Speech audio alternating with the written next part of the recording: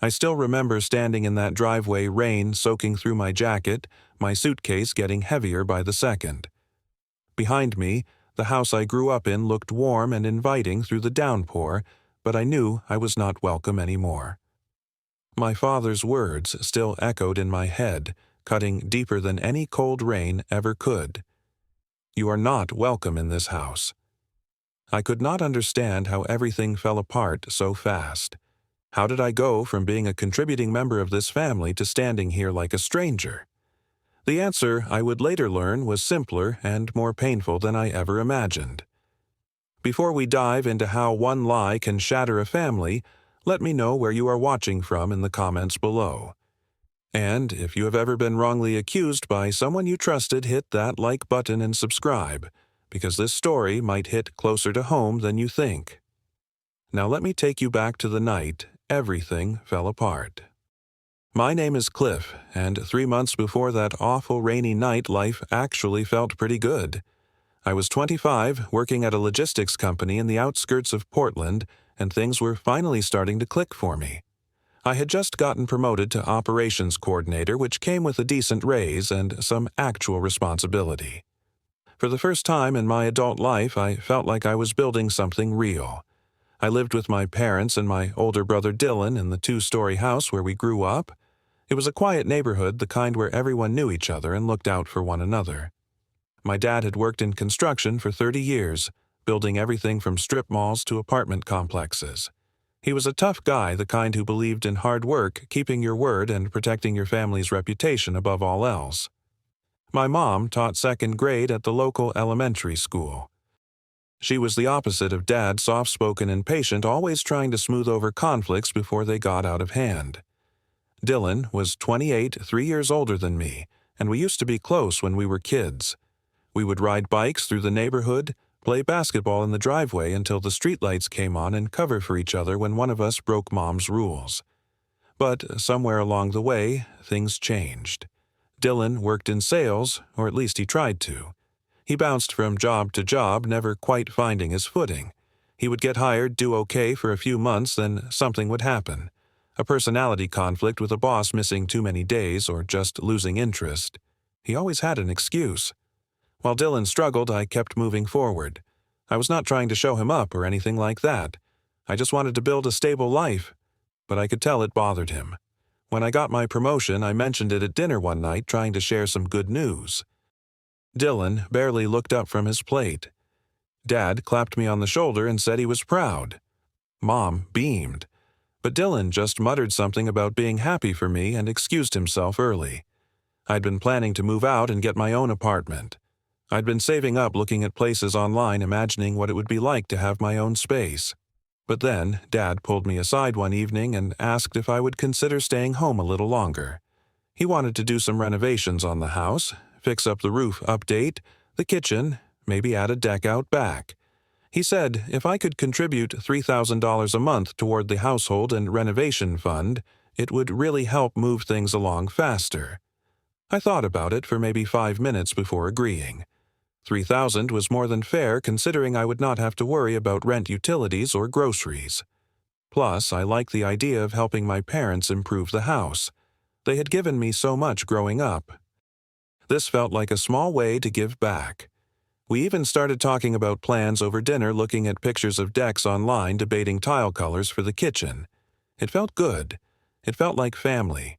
That sense of unity lasted about 6 weeks. The first sign that something was wrong came on a Tuesday night. I got home late from work around 8 in the evening and went straight to the kitchen to heat up leftovers.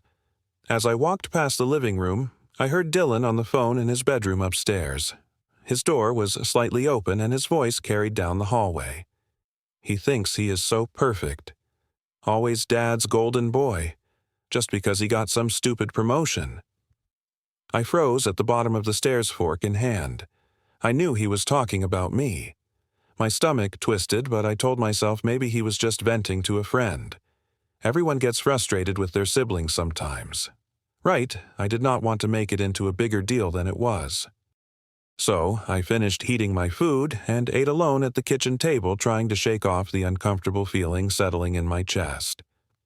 Over the next week, Dylan started acting different around me. Colder. He would walk into a room, see me there, and walk back out without a word. When I asked if he wanted to shoot hoops like we used to, he said he was busy. When I tried to make conversation at dinner, he gave short, clipped answers. Mom noticed, too. She asked me quietly one night if Dylan and I had gotten into a fight. I told her I had no idea what was going on. Then Dad started acting strange, too. He would ask me these odd questions out of nowhere. "You sure you are managing your money right, Cliff? You are not getting into anything. You should not be. Are you gambling or something?" I was completely confused. Gambling? I barely even bought lottery tickets. I told him, no, everything was fine. I was just working and saving like always. He would nod slowly like he was not entirely convinced, and then change the subject. It made me uneasy, like there was some conversation happening behind my back that I was not part of. 2 weeks before everything exploded, my mom discovered that $500 was missing from her purse. She always kept cash in there for groceries and small expenses, and she was meticulous about tracking it. She mentioned it at dinner, asking if anyone had borrowed money and forgotten to mention it. We all said no. I certainly had not touched it. I had my own money. Dylan leaned back in his chair and said sort of casually, "Maybe someone needed it for something. You know expenses." He glanced at me when he said it. Just a quick look, but I caught it. So did Dad. I saw his eyes narrow slightly, like a puzzle piece had just clicked into place in his mind. I wanted to say something to ask Dylan what he was implying, but the moment passed and we all went back to eating in uncomfortable silence. A week later, my father's watch went missing. Not just any watch. This was a vintage piece that had belonged to my grandfather, passed down to Dad when Grandpa died. It was not worth a fortune or anything, but it meant everything to Dad. He kept it in a small wooden box on the living room shelf, and he would wear it on special occasions. When he realized it was gone, he lost it. He stormed through the house, opening drawers, moving furniture, demanding to know where it was. We all helped him look. Mom checked every room upstairs. I went through the garage and the basement. Dylan searched the living room and kitchen, but the watch was nowhere. After an hour, Dad stood in the middle of the living room, hands on his hips, face red with frustration and something that looked like heartbreak. Who took it? Nobody answered. I sure as hell had not taken it. The idea had not even crossed my mind. Dylan, standing near the doorway, spoke up quietly. "I saw Cliff near the living room last night, but I am sure it is nothing." My head snapped toward him. "What are you talking about?" He shrugged. "I'm just saying I saw you walking around. I'm not accusing you of anything." But the damage was done. I could see it in Dad's face. The suspicion, the doubt. I tried to defend myself, but the more I protested, the guiltier I sounded even to my own ears. Dad did not say anything else that night, but I could feel the wall building between us. The breaking point came on a Friday. I'd worked a long shift dealing with shipping delays and frustrated clients, and I was exhausted when I pulled into the driveway just after 6 in the evening. I grabbed my bag from the passenger seat and walked up to the front door, already thinking about taking a hot shower and crashing on the couch for the rest of the night. But Dad was waiting for me at the door. He stood there with his arms crossed, and in his hand he held the watch. The missing watch. My heart should have felt lighter seeing it found, but the look on his face told me this was not good news. "I found this in your car, Cliff." "In your car?" I stared at the watch, then at him, my brain struggling to process what he was saying. "In my car." That makes no sense. I never took that watch. I would never take that watch. Stop lying to me. His voice was louder now, harsher. I stepped back, genuinely shocked. "Dad, I swear I did not put that there. Someone must have planted it." "Planted it?" He laughed, but there was no humor in it. "You think I am stupid. Dylan saw you sneaking around. He told me everything." I felt the ground shift under me. Everything. What everything? I turned and saw Dylan standing in the hallway behind Dad. His face was arranged in this expression of concern, like he was so disappointed in me, but I could see something else underneath. something that looked almost like satisfaction. "What did you tell him?" I demanded, my voice shaking. "I never took anything." Dylan shook his head slowly. "Cliff, just admit it. The money, the watch. I saw you. I did not want to believe it, but I saw you. You are lying." The words came out before I could stop them, and Dylan's face shifted into this wounded look like I had just slapped him. Dad stepped between us. "Do not talk to your brother like that." He had the guts to tell me the truth even though it hurt him. I could not believe what I was hearing. This was insane. I looked past Dad at Dylan, searching his face for any sign of guilt, any crack in the mask. But he just looked back at me with this sad, disappointed expression that made me want to scream. Mom came rushing in from the kitchen, wiping her hands on a towel. "What is going on? Honey, please let us talk about this calmly." But Dad was past calm. His face was red, a vein pulsing in his temple, and when he spoke, his voice shook with anger and betrayal. "I raised you better than this. A thief under my own roof. My own son. I'm not a thief. Then explain how my watch ended up in your car." I could not. I had no explanation except the truth, which was that someone put it there. But who would believe that it sounded like the kind of desperate excuse a guilty person would make? I tried, anyway, laying out my case, explaining that I had no reason to steal from my own family, that I had my own money, that I loved Dad, and would never disrespect him like that. But every word felt like it was bouncing off a brick wall. Dad just stood there shaking his head, and finally he pointed toward the door. "Pack your things. You're not welcome in this house." The words hit me like a physical blow. I looked at Mom, whose eyes were filled with tears. I looked at Dylan, who would not meet my gaze now. And I looked at Dad, the man who had taught me how to ride a bike and throw a baseball, and saw nothing but disappointment and anger. Outside, thunder rumbled. Rain started pattering against the window's light at first, then heavier. I did not say anything else. What was the point? I turned and walked upstairs to my room, pulled out my old duffel bag, and started throwing clothes into it. My hands were shaking. My vision was blurred. I was not sure if it was from anger or tears or both. It took me maybe 20 minutes to pack the essentials. Clothes, toiletries, my laptop, some important documents. I left behind most of my stuff, the things I had collected over 25 years of living in that house. Photos, books, old trophies from high school sports. None of it mattered anymore. When I came back downstairs, dragging my bag behind me, the rain was coming down in sheets. I could hear it hammering against the roof, see it streaming down the windows in rivers. Dad stood by the door, arms still crossed, face still hard. Dylan had disappeared somewhere. Probably did not want to watch the final act of his little performance. Mom rushed over and grabbed my arm. "Please, just wait until the rain stops. You can stay one more night." I shook my head. "I think it is better if I go now." She hugged me tight, and I felt her shoulders shaking. "I believe you, sweetheart. Give your father time. He will come around." But I was not sure I believed that. I hugged her back, kissed her cheek, and then I picked up my bag and opened the door. The rain hit me immediately, cold and relentless. I did not look back. I could not. I walked to my car, threw the bag in the back seat, and climbed in behind the wheel. My clothes were already soaked through. I sat there for a moment, wiping water off my face, and glanced up at the house one last time. Through the window, I could see Dylan standing in the upstairs hallway looking down at me. Our eyes met for just a second. I expected to see guilt, maybe even remorse. Instead, his face was blank, unreadable. And then he turned and walked away. I started the car and drove off into the rain, not knowing where I was going, just knowing I could not stay there anymore. The first night was the worst. I did not have anywhere to go. I thought about calling my buddy Kyle, but it was late, and I did not want to burden him with this mess.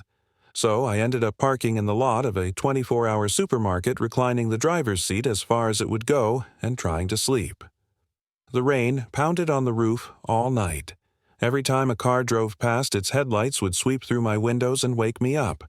I maybe slept 2 hours total. By morning, I looked like hell. My neck was stiff, My back ached, and I felt this crushing weight on my chest that would not go away. I used the supermarket bathroom to wash my face and brush my teeth, then grabbed coffee from the in-store cafe and sat in my car, staring at nothing.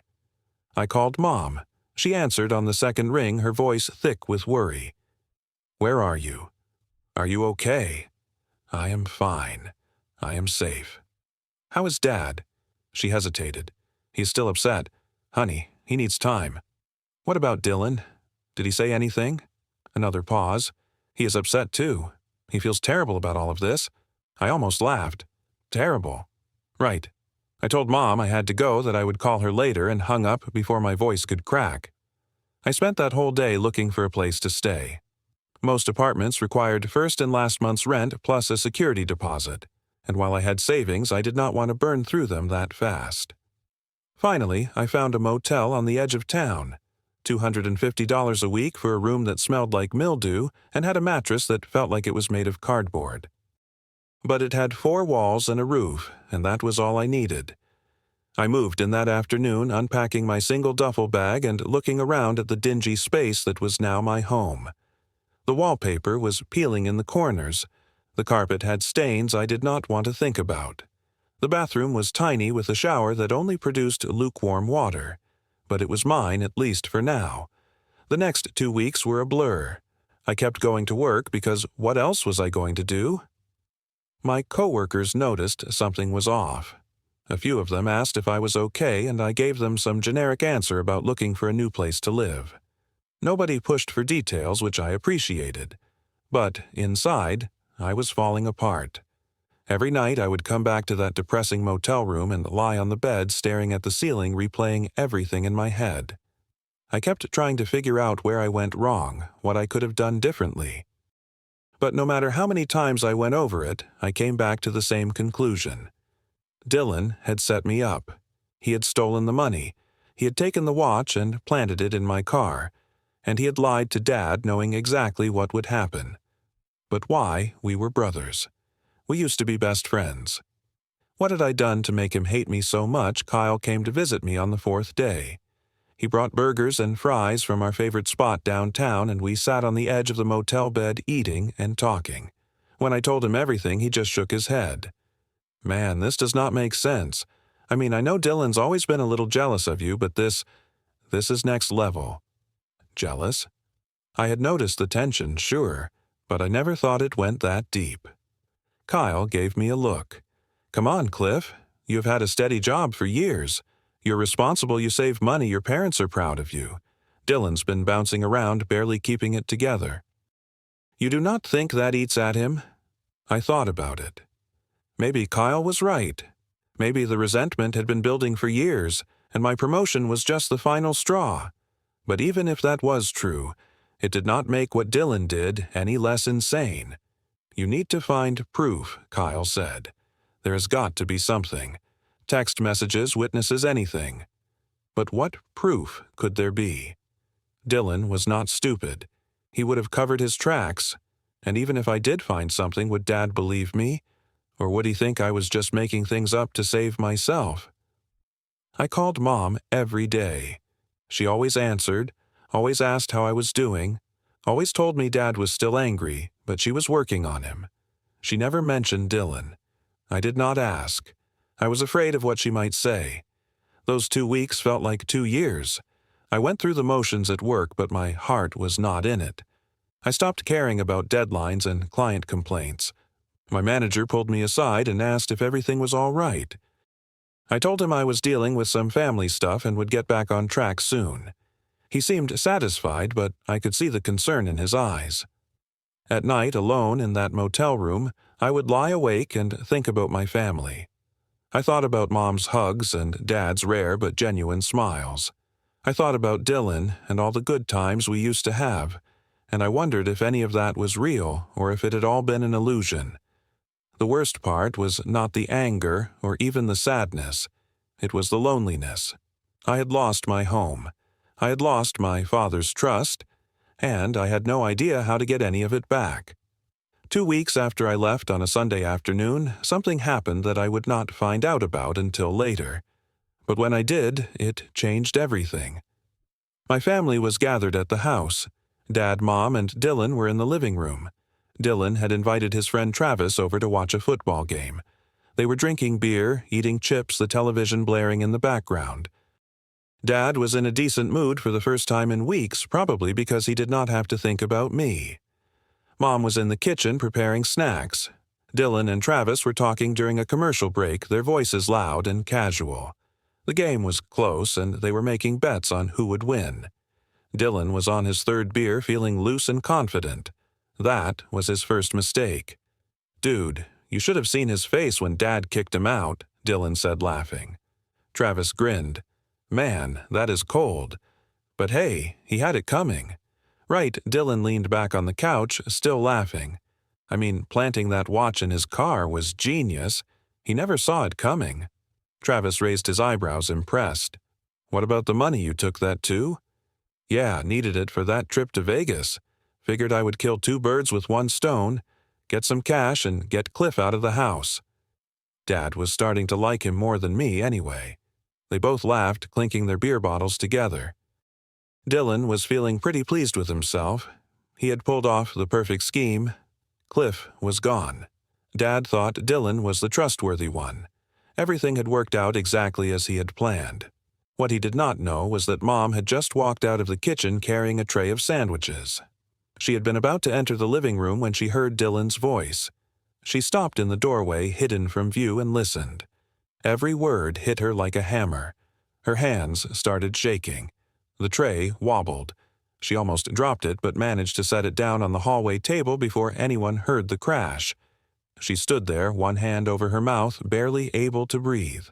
Her son, her oldest boy, had lied, had framed his own brother, had destroyed their family over jealousy and greed. She took a deep breath, steadied herself, and walked into the living room. Her face was pale, her voice quiet but ice cold. "Dylan." "What did you just say?" Dylan's head snapped around. His face went from relaxed to panicked in half a second.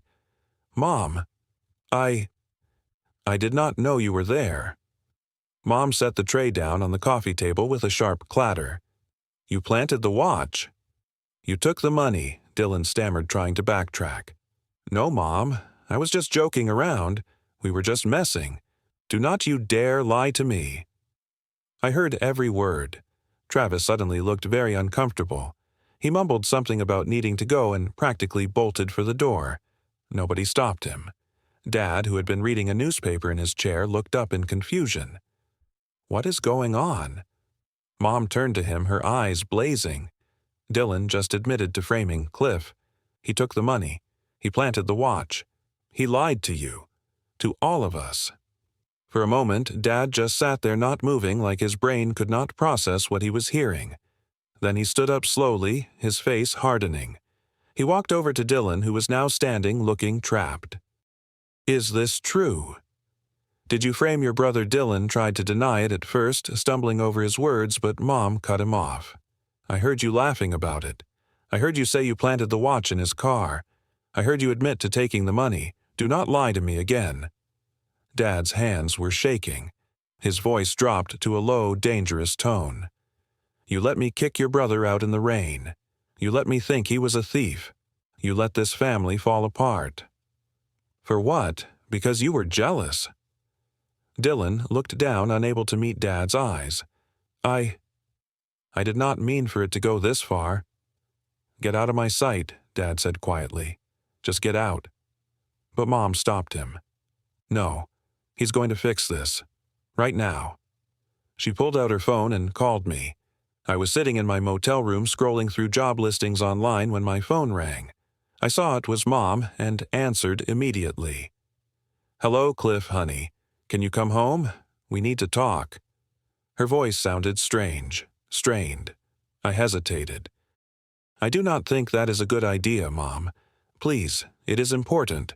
Your father wants to talk to you." That made me pause. Dad wanted to talk. I was not sure I was ready for another round of accusations, but something in Mom's voice made me agree. "I will be there in 20 minutes." I drove back to the house with my stomach in knots. When I pulled up, I saw Dad's truck in the driveway and Dylan's car parked on the street. I took a deep breath and walked up to the front door. Mom opened it before I could knock.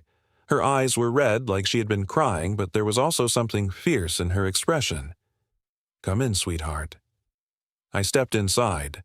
Dad was standing in the living room, arms crossed, but his face looked different. Not angry, not disappointed, something softer, something that looked almost like shame. Dylan was sitting on the couch, hunched over, his face buried in his hands. When he heard me come in, he looked up. His eyes were red, too. Dad spoke first. "Cliff, I owe you an apology, the biggest apology of my life." I did not know what to say. I just stood there waiting. Mom told me what happened, what Dylan did. He lied. About all of it. The money, the watch, everything. The words hung in the air. I looked at Dylan, who would not meet my eyes. Then I looked back at Dad. "You believe me now." Dad's voice cracked. "I should have believed you from the start. I should have trusted you." "I'm so sorry, son." He stepped forward and pulled me into a hug. It was awkward at first because I was still so angry, still so hurt, but then I felt his shoulders shake and realized he was crying. My dad, who never cried, was crying. And despite everything, I hugged him back. Mom joined us, wrapping her arms around both of us. "I am so sorry, baby.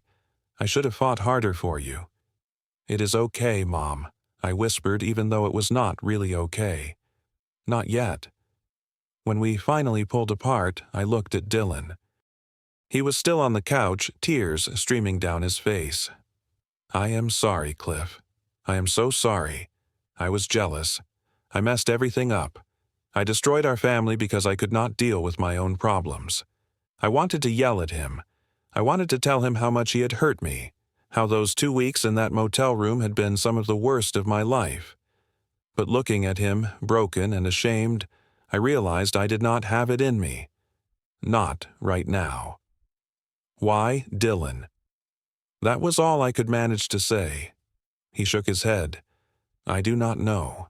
I saw you doing so well and I felt like such a failure. I thought if you were gone, Dad would notice me more.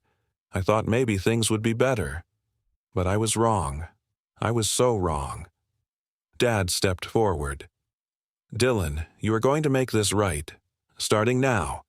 You're going to move out and learn to stand on your own 2 feet. No more living off this family. No more blaming others for your problems. You are 28 years old. It is time to grow up." Dylan nodded, not arguing. "I understand." Over the next few weeks, things slowly started to heal. I moved back home. Dylan moved out, finding a small apartment across town and taking a job at a warehouse. It was not glamorous, but it was steady work, and for the first time in years, he stuck with it. Dad and I had a lot of long conversations. He apologized more times than I could count, and I could see how much it tore him up inside that he had not trusted me. We worked on rebuilding what had been broken. It was not easy. Trust once shattered does not just magically come back. But we were trying, and that mattered. Mom was the glue holding everything together like always. She made sure we all sat down for dinner together, made sure we talked instead of letting resentment simmer. She checked on Dylan, too, making sure he was eating and paying his bills. She never gave up on him even after what he did. As for Dylan and me, it took longer. We did not talk much at first. But one day, about a month after everything came out, he showed up at the house while I was shooting hoops in the driveway. He just stood there watching me and then asked if he could join. I hesitated, then tossed him the ball. We played for a while in silence, just like we used to when we were kids. Finally, he spoke. "I know you probably hate me. I would hate me too." "I do not hate you," I said, and I realized it was true. "I am angry. I am hurt. But I do not hate you. I want to make it right. I do not know how, but I want to try." I stopped dribbling and looked at him. "It is going to take time, Dylan.